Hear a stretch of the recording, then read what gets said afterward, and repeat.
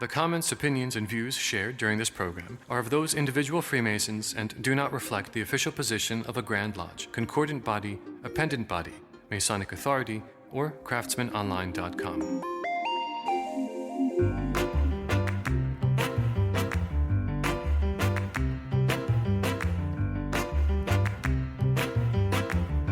Welcome to the Craftsman Online Podcast, the only 5-star rated Masonic podcast endorsed by the Grand Lodge of New York. And now your host, Worshipful Brother, Michael Arce.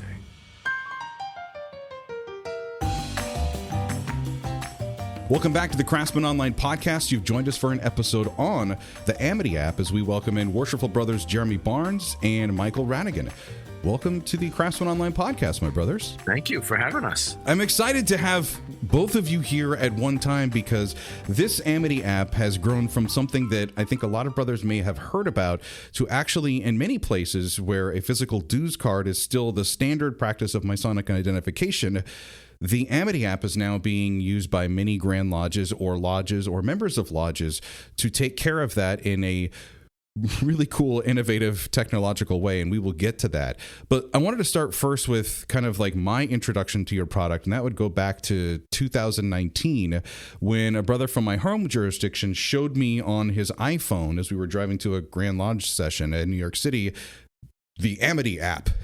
Where did you guys start the early brainstorming for this, and where did the development conversations go from? Well, we were born at a very young age. So as it happens, though, there's more truth to that than you might imagine. Michael and I have known each other for over 40 years. We met when we were probably about 3. It sounds so much better when we say we've known each other since we're 4. When you put that 40 years on it, it really puts things into perspective.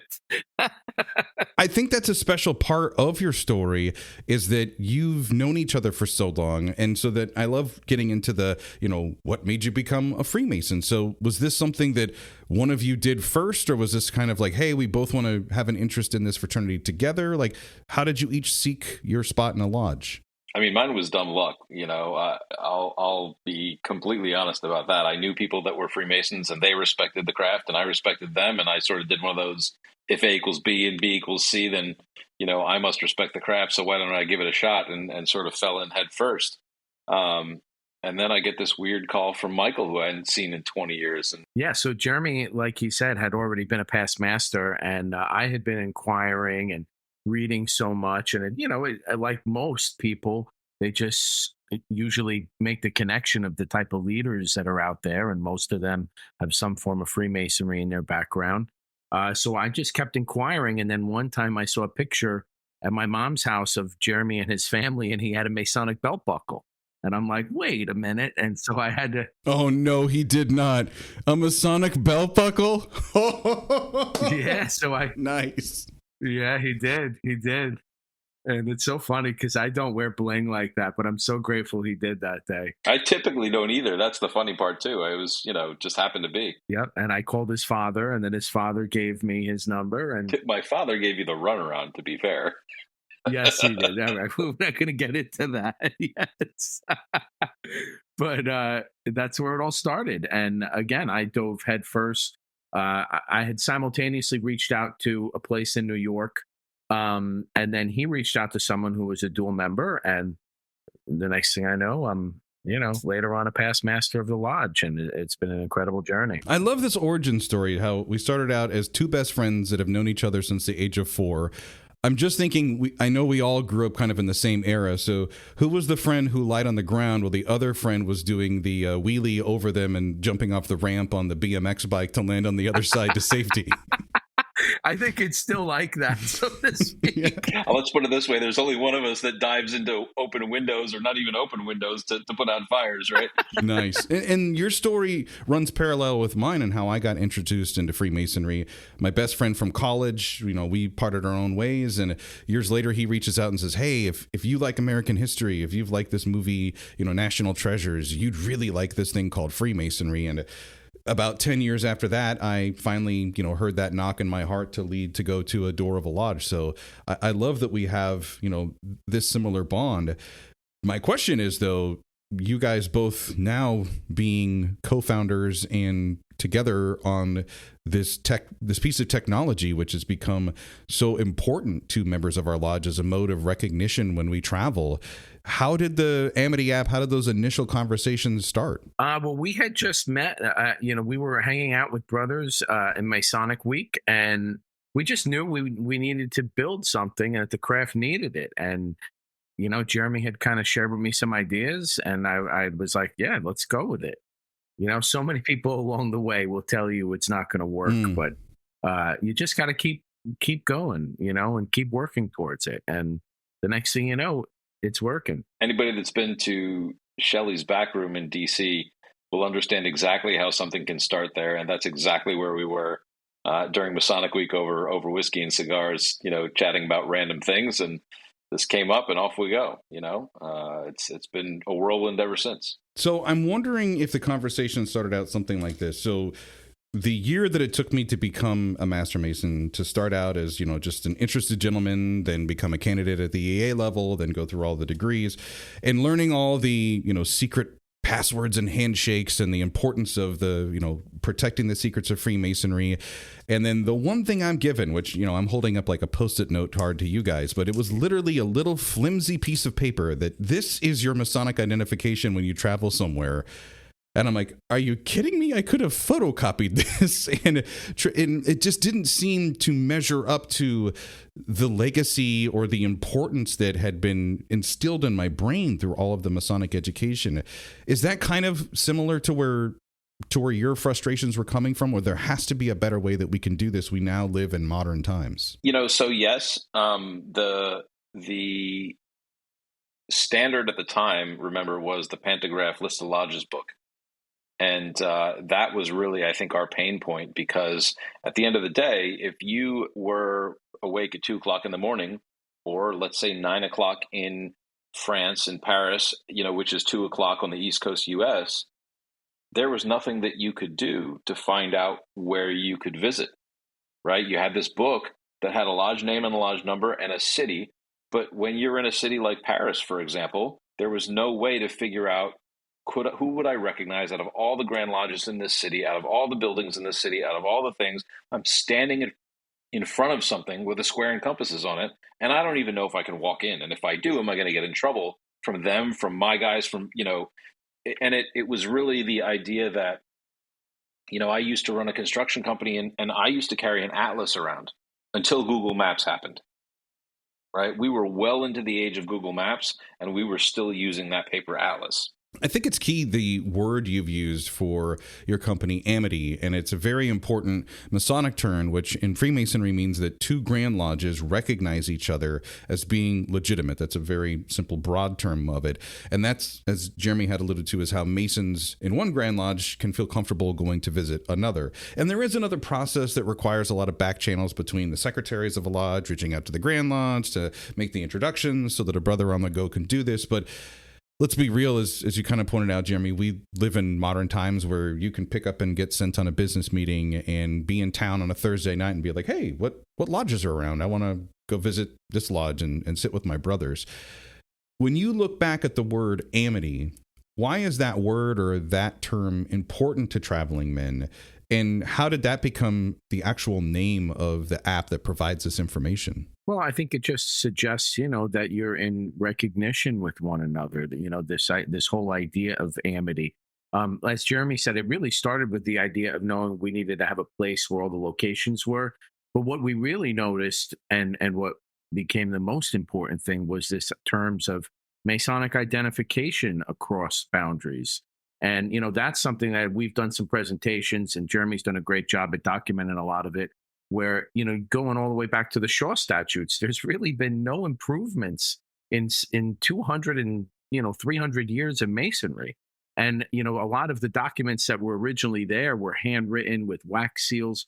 They were actually harder to replicate than ones are now, with Photoshop. So these are things that have really started to take the focus of us. I can't take the credit for it, but Maynard from the Scottish Rite gave a great presentation at the Conference of Grand Masters or Grand Secretaries, and in it, he everyone's eyes opened up because they finally heard it. everyone has used passports for, flying and for going to events. But he actually shared the story that you cannot go visit the White House without having downloaded their app and having, the security within the mobile application. They will not give you physical tickets to go visit there. And there's a reason for that. It's security. And we're well beyond that stage. And, finally at this last conference, we really saw everybody was excited to what we feel is going to start moving towards the acceptance of a digital identification. And going back to the app itself, it's something that any brother can freely download. It works on your iPhone. It works on your Droids, your Samsung, your Google phones. It's very simple to get access to. And as of the recording of this episode, you currently support over 200 Grand Lodges around the world.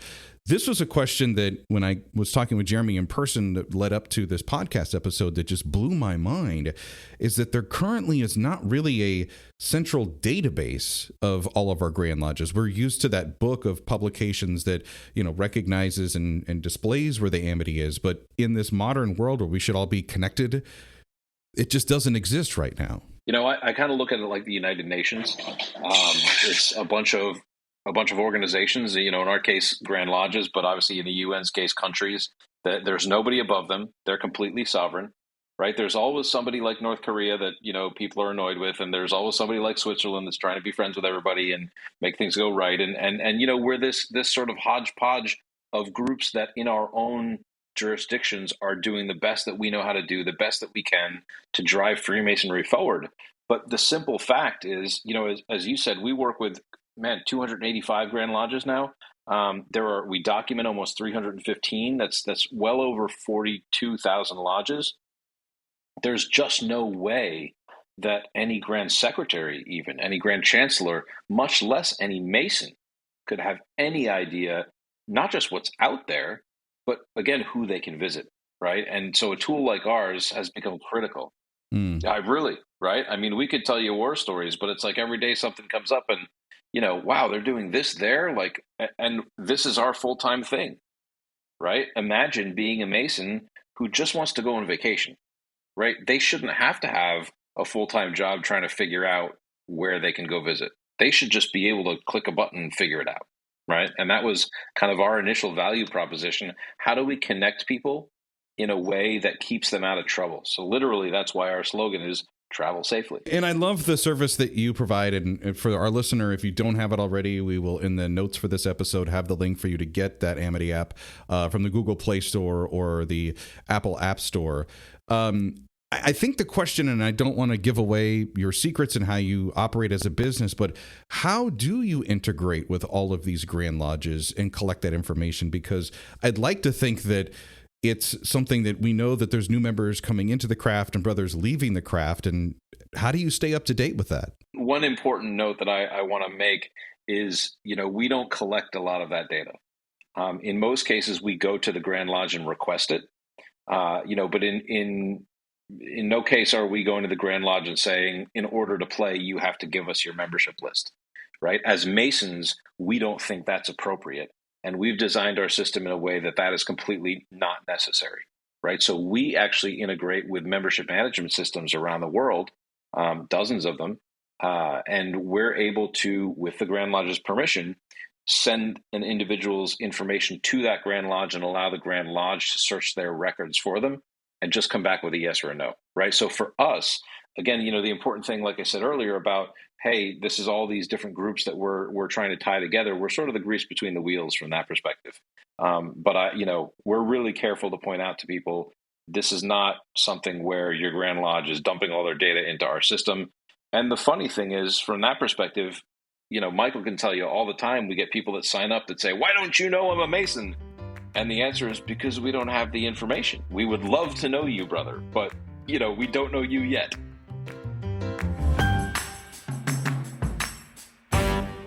The Craftsman Online podcast is now sponsored by BricksMasons.com, our favorite destination for all of our Masonic shopping needs. Whether it's apparel for yourself or a cool gift idea for another brother, make BricksMasons.com your online marketplace where tradition meets innovation. Enhance your style and lodge and give your attire a little something new with Masonic sophistication with a Bricks Masons Masonic tie clip. They have a wide collection of clips that are designed with precise attention to detail using premium materials for lasting durability, lots of different styles, designs, and colors. Plus, you can get your favorite adorned with your preferred appendant body. Visit BricksMasons.com and explore their extensive catalog. Elevate your Masonic experience with style and substance. Plus, Craftsman Online podcast listeners use promo code CRAFTSMAN, that's CRAFTSMEN, at checkout to enjoy free shipping with your first order.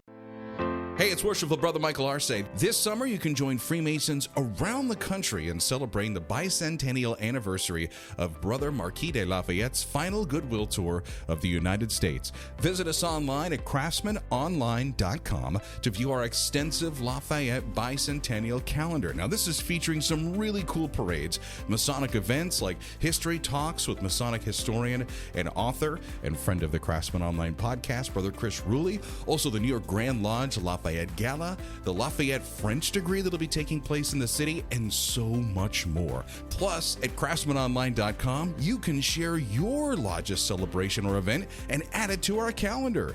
See what's happening this summer as we roll out the red carpet for the celebration of Lafayette's bicentennial, and add your event at craftsmanonline.com. Part of what turns me on about the Amity app is that I'm a guy, and we're all guys, and men tend to love technology and innovation and the new thing. And what's interesting about Freemasonry, as you look at kind of the polar opposite of that, is that Freemasonry is stuck in traditions and ritual and deeply steeped culture. And sometimes adopting to the new and latest thing is you drag Masons along, is kind of the joke in the process.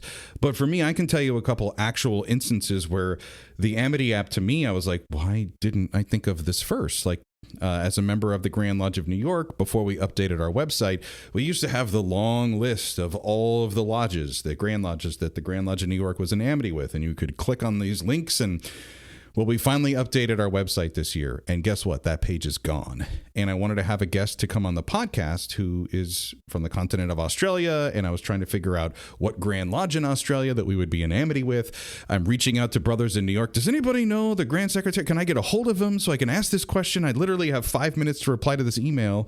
And then one of the brothers is like, why don't you just look on the Amity app? And I'm like, duh, why don't I just look on the Amity app?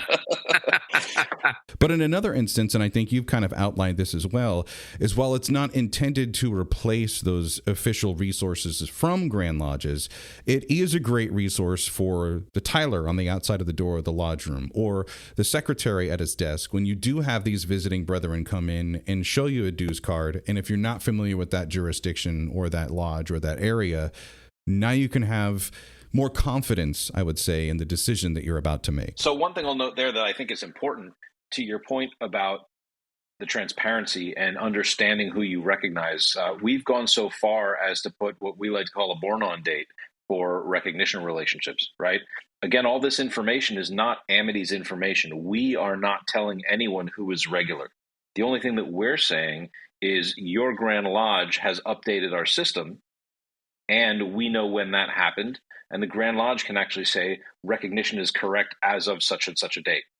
Right. So when you go in that system, you can actually tap for more details and see, hey, did the Grand Secretary confirm that this information is still correct 2 weeks ago, a year ago?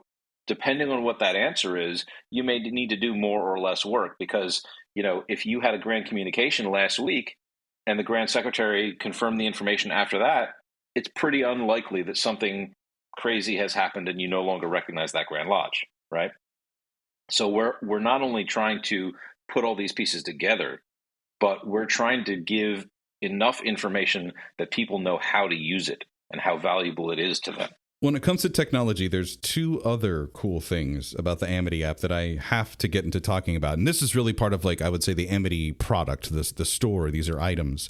And one of them I'm fortunate to have, which is the Amity Black Card, which is not like the Amex Black Card or any of the other traveling black cards. Yes, Jeremy's showing his on camera. I don't get access to the private lounge associated with a lodge or a Grand Lodge when I flash it, but it is a nice, just like my Apple credit card, it's this nice thick piece of metal card that you could drop 1,000 times on the ground. It's going to bounce right back up to you. And it's very easily to be scanned. Instead of me walking our listener through the process of how this black card operates, why don't you explain some of the product benefits to us? Yeah, so these are NFC wearables. That's near field communication. And so we have a few of them. We have the passports, which we have an Amity passport. We also have them officially for certain Grand Lodges with their seal on them. And that has an NFC chip within the card as well as a QR code. So there's two ways to use the card. We also have the Signet Ring, which is another NFC wearable technology, which comes with the package of the card and the ring, and is sort of our top-notch brand. But these are just exciting ways to get younger people in the craft who want to use this type of technology. You know, knowing and being connected to members of a passionate group, that's what people want out there, as well as the newest tech that's given. And we as the older fraternity should have that, you know? The ring is the coolest thing. Jeremy showed me his ring at a degree night that we were a part of. And if you could have saw my internet search history trail afterwards, or asked my wife how many YouTube videos I was watching until like 11:30 at night before I went to bed on this. And I'm like, this is the next Masonic thing that I must have. These are so cool. Like that we live in this time where I could literally just scan a ring that I'm wearing bloop, right next to someone's phone and be like, you know, when's the last time you thought about a Masonic wearable, right? We talk about wearables. We talk about all these things, but it's one of those things that you think about it and you're like, well, that would never happen here, right? Well, why can't it? And that's one of our reasons for existing as well. We look at this stuff and go, well, they've got it. We're supposed to be the oldest and coolest fraternity in the world.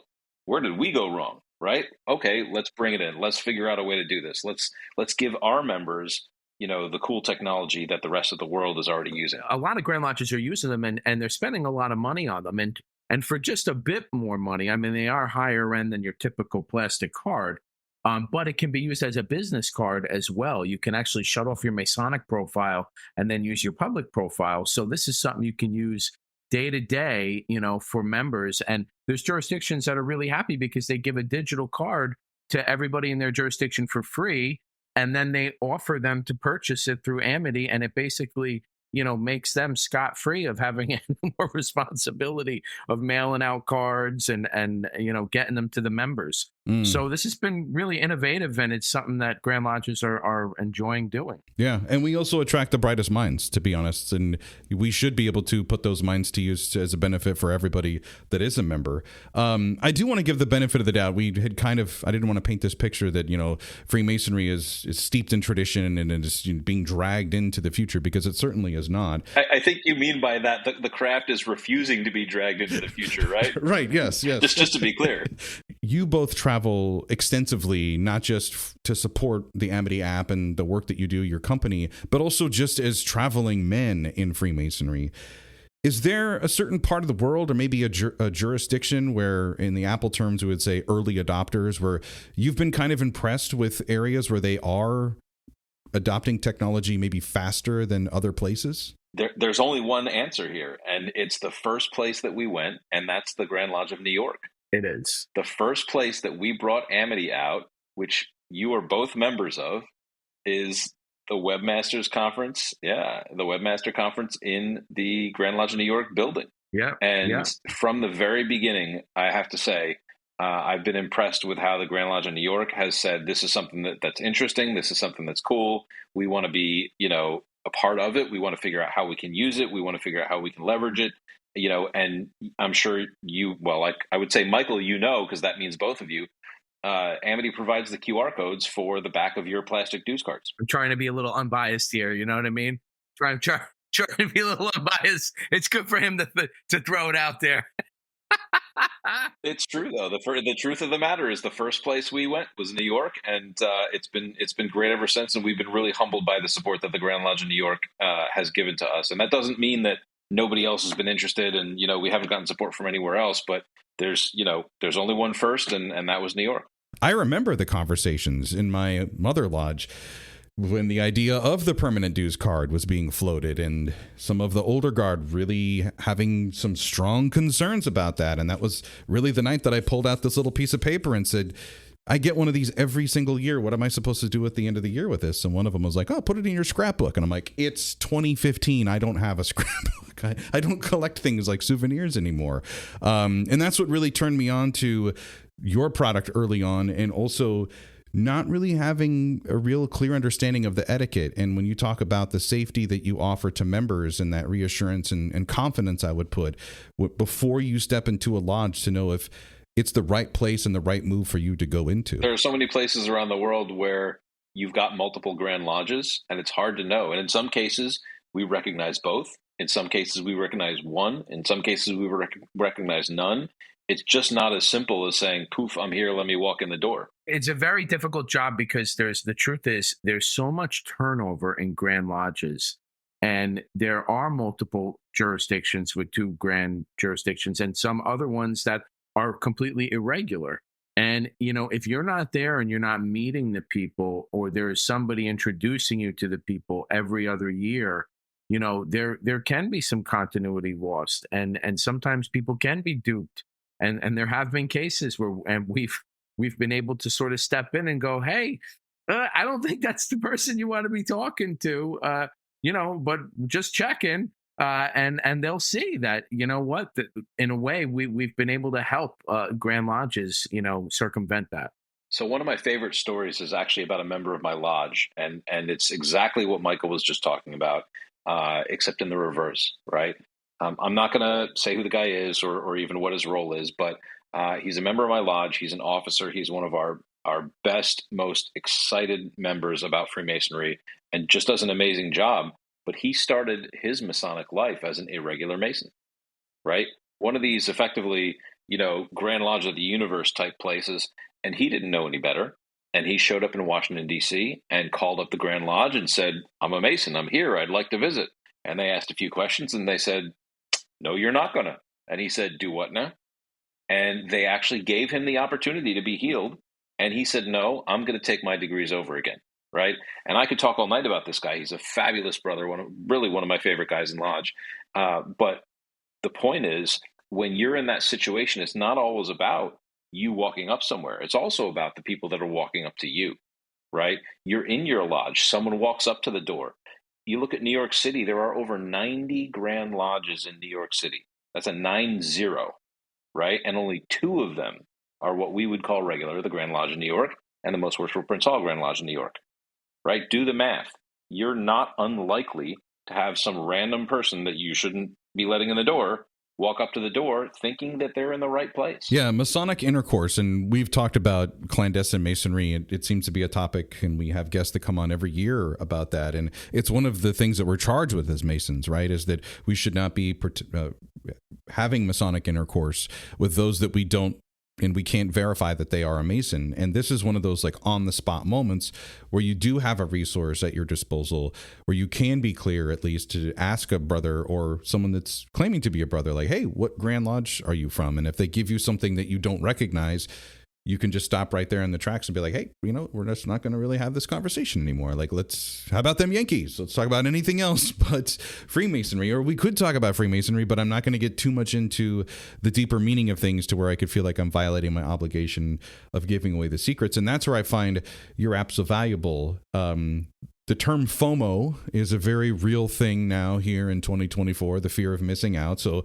I'm sure there's brothers that throughout the course of this podcast episode are like, I can't wait to open up the show links at the end. I'm going to do this right now on my phone. And they've opened it up and they've downloaded that app. And hopefully 2 things happen. One, they start using it. And by using it, I mean they start traveling, because that's what we want our brothers to do, is to go visit the other lodges. That's one of the great things we have as a Master Mason, the ability to go visit these lodges. But as far as your advice to get the most out of your app on a brother's phone, what are some key things that they should be doing? Well, first, download the app.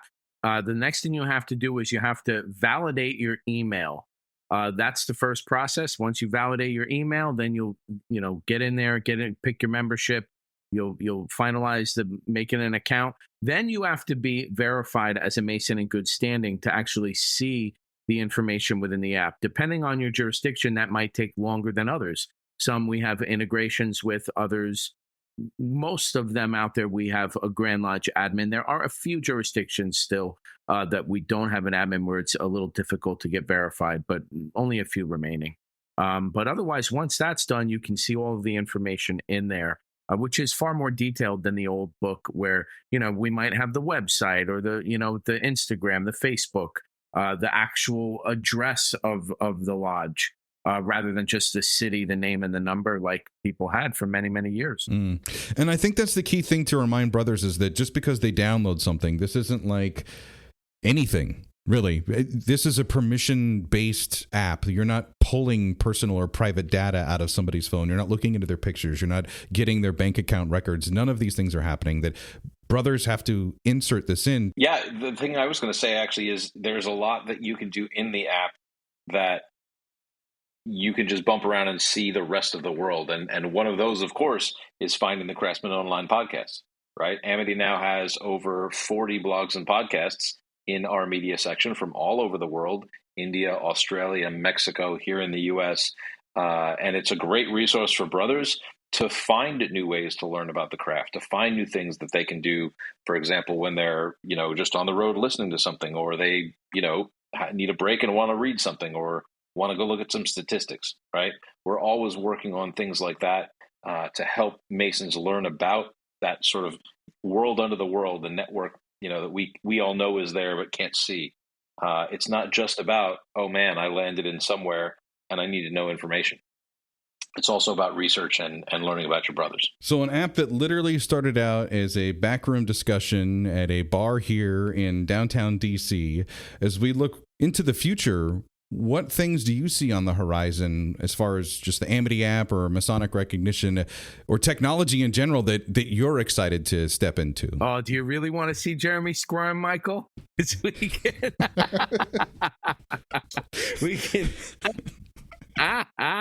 We have so many deadlines right now. We're working with all the leadership of the appendant bodies now, so that's a priority, getting them on board. Again, we're taking a very slow and steady step this whole way through. Anybody can just start developing technology and hire a bunch of programmers, but understanding the landscape, understanding private data law is a major concern of ours as we continue to move forward, as we continue to make the person who's responsible, that they own their information. These are all things that we think are really important. Obviously, connecting Masons by their passions, maybe businesses, or, shouldn't you know that restaurant's owned by a Mason?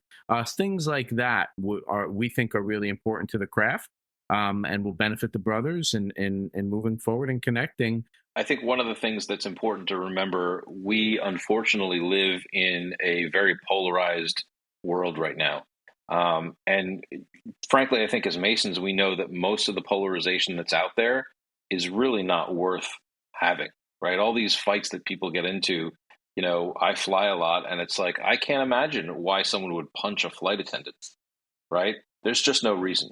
But we're also seeing it from a Masonic perspective, whether that's, the poor brother down in Texas that was just murdered, right? Whether that's, people burning down lodges. We can't understate the fact that we're lucky here in the United States of America to be able to literally wear our Freemasonry on our sleeve, but that doesn't mean that there's no one out there that thinks we're the crazies, right? And we think they're the crazies, of course. But one of the things that's the most important about our app, and Michael said it, and I'm just going to foot stomp it, is all the security that's behind the scenes, right?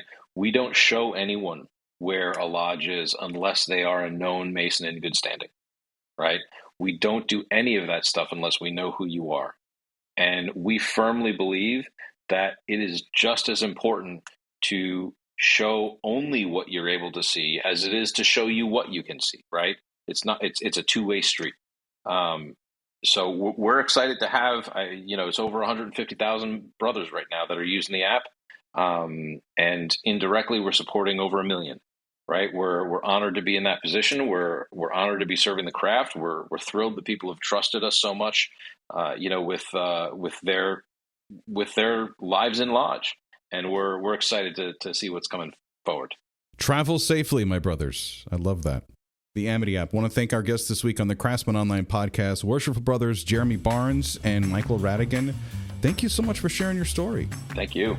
I'm just still picturing the bike BMX jump and who would be the person lying in the street for the landing. I actually have in my head, being on the back of a bike, like I was on the pegs on the back of the bike and Michael was riding. Yes. So, it's kind of like that. If you've enjoyed this episode and you want to hear some more, you can follow the Craftsman Online podcast on Spotify or hit that subscribe button now on Apple Podcasts. Until next time, let peace and harmony prevail.